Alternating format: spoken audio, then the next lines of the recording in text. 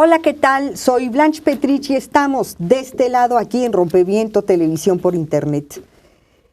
En el Vaticano, en el Estado Vaticano, son cientos, más bien miles de expedientes abiertos de denuncias que se han hecho contra curas religiosos de todos niveles, hasta un nuncio papal que en su momento abusaron de niños y de niñas, casos de trata, incluso de pornografía infantil, delitos graves en cualquier lugar del mundo.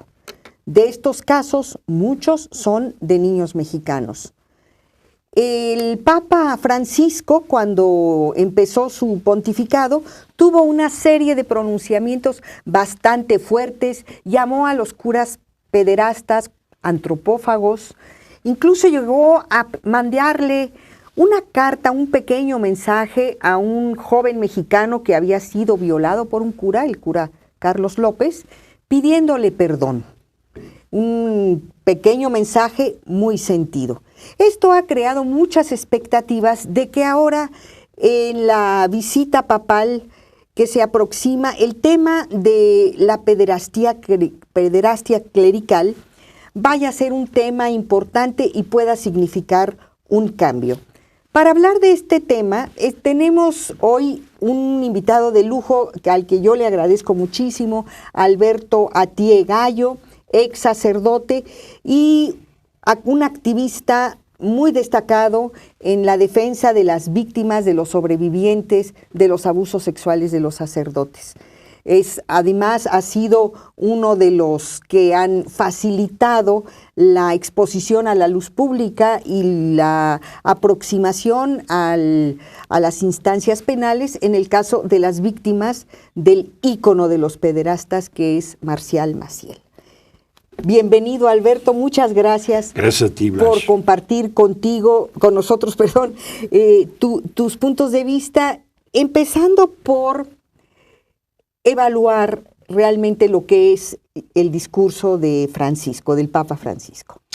Pues si me lo permites, yo te diría que habría que distinguir y luego confrontar para tener una visión completa entre lo que podríamos llamar los discursos, los gestos, la imagen, los encuentros del Papa Francisco en la temática en torno a la pederastia clerical, que son magníficos. Yo creo que quienes le han ayudado, porque sabemos además que hay una empresa internacional detrás de manejo de imagen, de medios, de redes sociales, con él, han manejado muy bien esta parte. Yo creo, históricamente hablando, y estoy seguro, que en términos de discursos no ha habido otros como los de él, que en términos de algunos gestos públicos ha hecho avances muy significativos, ¿no?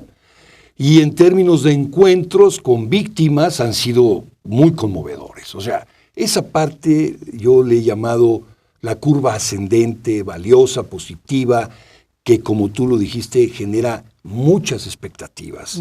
Como si este Papa fuera realmente el reformador que esperábamos que existiera en la Iglesia para terminar con esta tragedia que yo la he calificado como un auténtico holocausto de miles, de decenas de miles de niñas y niños en el mundo, porque no solo han sido abusados sexualmente, sino que se les ha pedido el sacrificio de callarse y de inmolarse a favor de la imagen, para que no lastimen la imagen y el prestigio de la Iglesia y de sus representantes, ¿no? Entonces, en esta tragedia histórica espantosa, parecería, si vemos solo esa parte de Francisco, que se están dando pasos cualitativos. Y yo te diría, sí, en ese campo.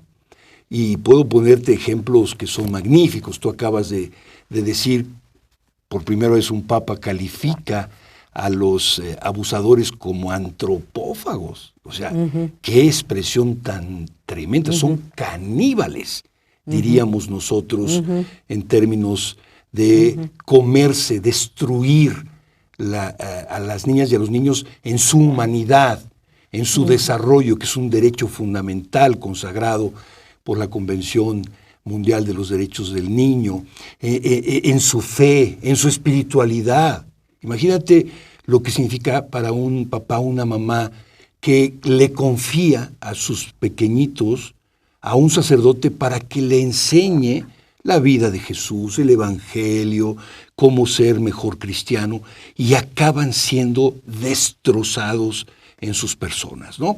El Papa también definió esos actos como misas negras.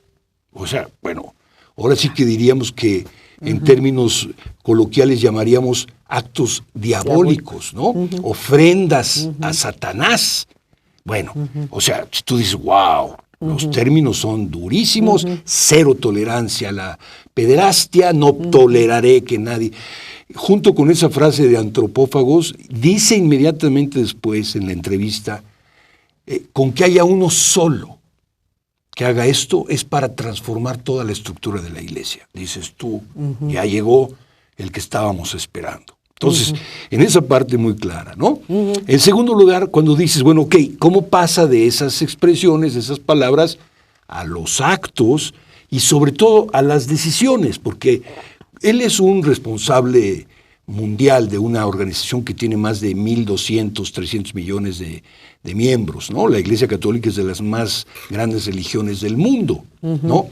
Pero además él es el jefe directo e inmediato de la organización que se llama la Santa Sede, que es un órgano de gobierno, es una especie de gabinete enorme que tiene el Papa, tanto para gobernar en la Iglesia como para gobernar desde el Vaticano. La Santa Sede tiene esa doble función un poco difícil, híbrida de entender, porque a veces juega solo como iglesia y a veces juega también como Estado, depende un poco de las circunstancias o de las temáticas que va a operar. Pero bueno, la Santa Sede es ese órgano, y en ese órgano fue precisamente donde se diseñó un mecanismo internacional que opera a través de las nunciaturas y a través de la Congregación para la Doctrina de la Fe, cómo proteger, cómo atender, si tú quieres, para no usar inmediatamente la palabra proteger, a los casos de abuso que se presenten en el mundo, ¿no? ¿Qué órgano es este? En el caso de la Santa Sede tiene dos órganos, ¿no? Uno es la Sagrada Congregación para la Doctrina de la Fe, que es prácticamente la actualización de la Santa Inquisición. Si tú te recuerdas, la Iglesia llegó a tener poder espiritual y poder temporal.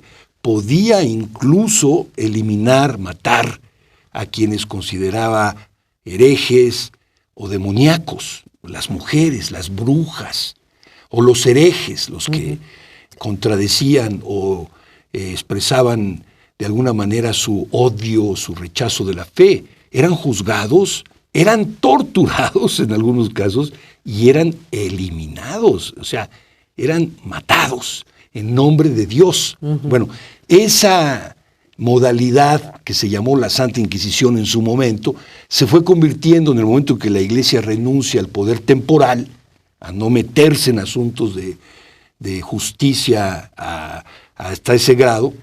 Entonces cambia la modalidad y le llaman Congregación para la Doctrina de la Fe, o sea, que cuida la fe y cuida la moral de la Iglesia, ¿no?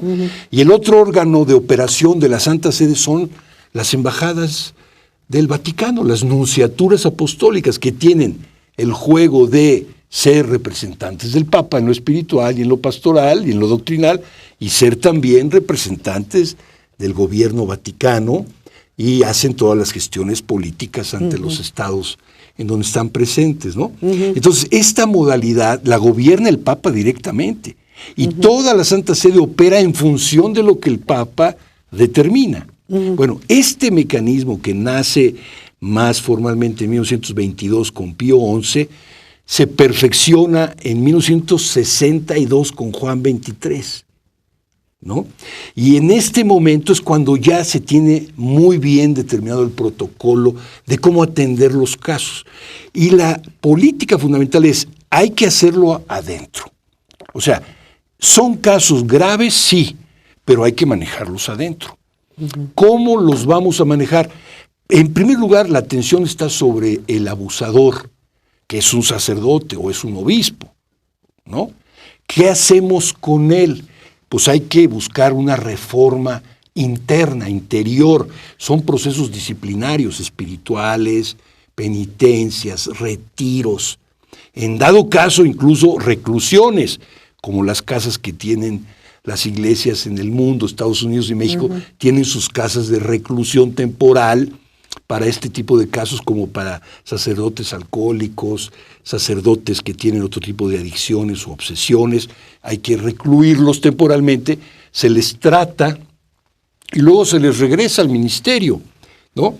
Y toda la otra parte es de contención, es decir, la información no debe salir del ámbito interno. En los tiempos de Juan XXIII, del 62 hasta la reforma de Juan Pablo II, todo aquel que sacara la información fuera del ámbito del obispo era excomulgado ipso facto. Ajá. Es decir, en esta estructura, aún con toda la buena voluntad y el juicio que hace el Papa a la pederastia, no se trata de delitos que tengan que comparecer frente a la justicia civil, humana o exacto, política. ahí está el punto, ¿ves? O sea, ese mecanismo lo sostiene todavía hoy Francisco. Okay. Y al sostenerlo todavía hoy significa que lo fundamental de la pederastia, que es este mecanismo de protección, sigue vigente. Podrá tener buenas expresiones, buenos gestos, son maravillosos. Es durante este papado cuando se produce la reunión, la asamblea del Comité de Derechos de los Niños y las Niñas de las Naciones Unidas, con esta jurista sueca que es la que preside el comité, Kristin, no me acuerdo el apellido, Sanders o algo así. Y tiene su pronunciamiento y las recomendaciones y la condena a la Santa Sede es un documento histórico que toca por primera vez y critica por primera vez estas estructuras. Ya me gustaría que nos contaras cuál ha sido la consecuencia de este documento fundamental para el Vaticano y para todas las víctimas. Solo que vamos a ir a una pequeña pausa antes y volvemos en un momento. Con mucho gusto.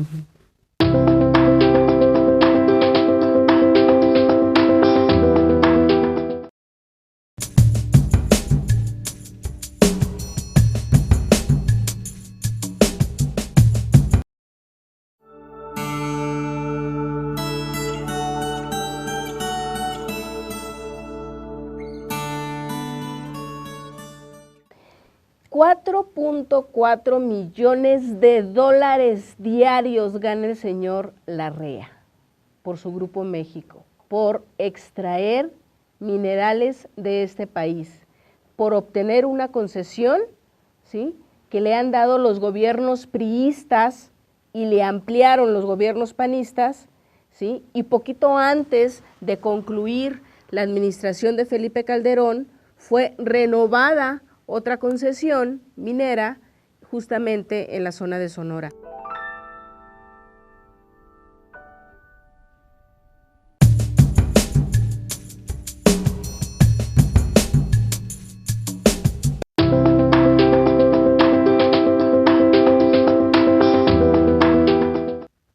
Continuamos con el tema de la pederastia clerical con Alberto Atié.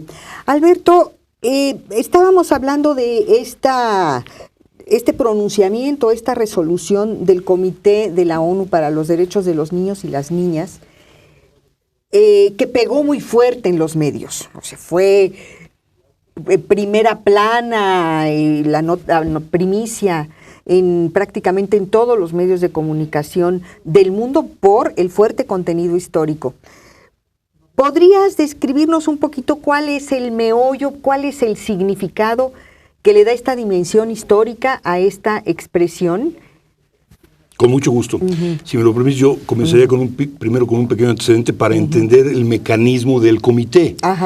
O sea, en términos históricos, después de la Declaración Universal de los Derechos Humanos del 48, que es un hito histórico, con todos los límites que quieras ponerle a lo humano, es un hito histórico porque es la primera vez que hay un muro de contención frente a los autoritarismos de los estados totalitarios, fascistas, de todo tipo. Bueno, con sus bemoles, porque siempre la historia y la realidad humana nos va a rebasar por todos lados y hay que acomodar cada vez más y mejor las instituciones y los procedimientos de justicia. Pero ahí hay un gran dique. Comienzo por decirte que la Santa Sede, el órgano de gobierno del Papa, es miembro de Naciones Unidas, pero no es firmante de la declaración. No la ha firmado. Una pregunta interesante que valía la pena algún día hacerle al secretario de Estado de la Santa Sede o al mismo Papa es, ¿por qué no la han firmado? Yo encontré ya algunas razones doctrinales, pero creo que vale la pena. Bueno, entonces, la declaración, de ahí se han desprendido convenciones, tratados, hay más de 130 en el mundo sobre diferentes causales de derechos humanos que tú obviamente sabes bien porque eres una seguidora de muchas causas muy valiosas. Entonces, una de esas, después de mucho tiempo, fue precisamente el tema de si las niñas y los niños tienen derechos propios o no, o son derechos subrogados, o quien tiene los derechos son los padres, y ellos determinan, ¿no? ¿Qué derecho se le da en qué momento a los hijos? Que fue una gran polémica histórica de la que participó la Iglesia. Finalmente, hasta Juan Pablo II estuvo en ese debate en los años 80, ¿no? Bueno, al final de cuentas llegó la Convención Mundial de los Derechos del Niño, una de las convenciones más firmadas por la mayoría de los países. Dentro de esos países firmó la Santa Sede. Bueno, al firmar la Santa Sede se ve obligada, como todos los países, a rendir informes quinquenales. Cada 5 años tiene que hacerlo y se confronta con el comité que es creado por la convención, por expertos de derechos de niños, para ver si y hasta dónde se está dando cumplimiento a la convención, ¿no? Bueno, la Santa Sede entregó un primer informe, esto se firmó 89 y 90, se ratifica, en 94. Pero es un primer informe que si tú lo ves realmente es de la formalidad total, estaban empezando. Bueno, del 94 al 2014 no había entregado ninguno. Tenía pendientes de 3 informes que entregar. Bueno, en el momento en que viene la situación de si va a entregar o no, porque ya se iba a volver un faltante muy grave en términos diplomáticos, la Santa Sede envía porque tiene que enviar su informe antes, ser revisado, luego viene la comparecencia en vivo, y luego viene las expresiones de los resultados, y luego el informe y las recomendaciones. Es un proceso complejo. Bueno, yo no lo conocía hasta esta circunstancia. Entonces, la Santa Sede envía un informe donde junta los 3 anteriores y le dice, y además se presenta como la superestrella educadora y asistencial de los niños y las niñas, la amante número 1 de todos los niños del mundo. Pero, como tú te recordarás, a partir de los años 80, sobre todo los 90s y 2000s, entran una serie de noticias en el mundo sobre abusos de sacerdotes, entalado. Y luego entra en el 2001 el caso que vemos hoy en la película de primera plana, de que un sacerdote logra abusar de 130 niños porque fue cambiado de 6 parroquias. El caso de Boston. El caso de Boston, el caso del padre Gogan. Y donde hay 70 más en la diócesis de Boston, y todos con conocimiento del arzobispo cardenal Bernard Law. ¡Buah! Entonces, yo estaba en Chicago en ese momento, tuve que salirme del país para hacer un pequeño paréntesis. Bueno, entonces, en ese momento se dan cuenta de que la pederastia no es solo pederastas, individuos medio enfermos, metidos como en todas partes, los hay. No, pederastas protegidos por el obispo local con indicaciones de la Santa Sede. 3 niveles de responsabilidad. Entonces, el comité, a quien tiene que juzgar, como tú sabes, son los estados. Tiene que valorar qué está haciendo un estado en materia de protección, defensa y promoción de los derechos de los niños en el ámbito que le toca. Entonces, junto con el informe le dice, oye, te mando 11 preguntas referentes a los casos que han estado apareciendo en medios, a las investigaciones de los países que han estado publicando y a los reclamos de muchas víctimas que nos han estado llegando a través de informes alternativos. Entonces, te quiero pedir que me respondas a estas 11 preguntas. Bueno, para que veas que es una preparación, viene la comparecencia de la Santa Sede ante el comité y dice, no sé por qué me preguntas de esto, porque yo no tengo jurisdicción directa sobre los países en los que tú mencionas que hay casos. Yo soy un exhortador, un promotor de... Un pequeño paréntesis. Sí. En estos informes del comité, el comité ya tiene conocimiento entre los diversos expedientes que tiene de los casos mexicanos. Maciel, nosotros preparamos. Tiene un dossier sobre México. Tiene un informe sombra que está público sobre el caso México, donde mostramos los 3 niveles de responsabilidad. Y ahí quiero decirte algo que fue para mí, bueno, yo diría irrepetible en mi vida. Darme cuenta que sin ponernos de acuerdo, las organizaciones de todas partes del mundo convergimos en ese diagnóstico. Hay 3 niveles de responsabilidad de la pederastia clerical. Los que depredan a los niños, los que los protegen y los cuidan y los cambian de lugar y los mandan aquí y allá, y los que les dicen cómo hacerlo y quién sí y quién no.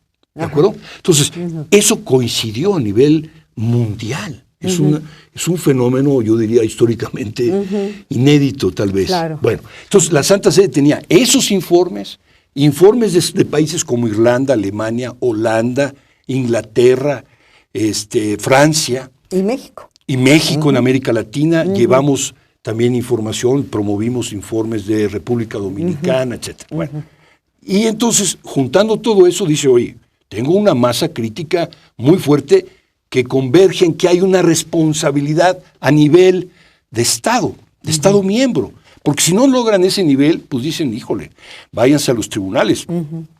Pero al darse cuenta que hay una estrategia diseñada, aplicada y controlada por la Santa Sede, miembro de Naciones Unidas, entonces si le dice, oye, respóndeme de esto, ¿por qué lo haces?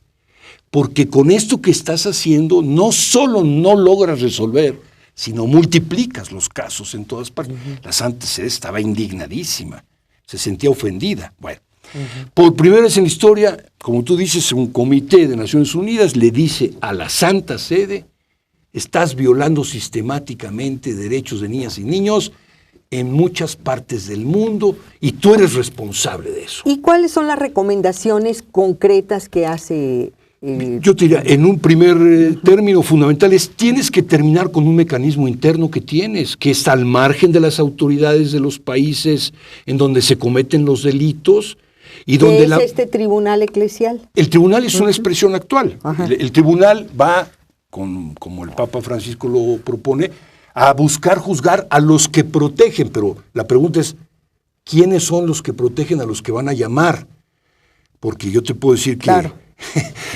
¿Es una instancia creada por Francisco, por el Papa Francisco? Okay. O sea, en lugar de terminar con el mecanismo, que es lo que le pidió el comité, le dijo, tú creaste una comisión pontificia para la protección de los menores. Le llaman menores todavía, pero bueno.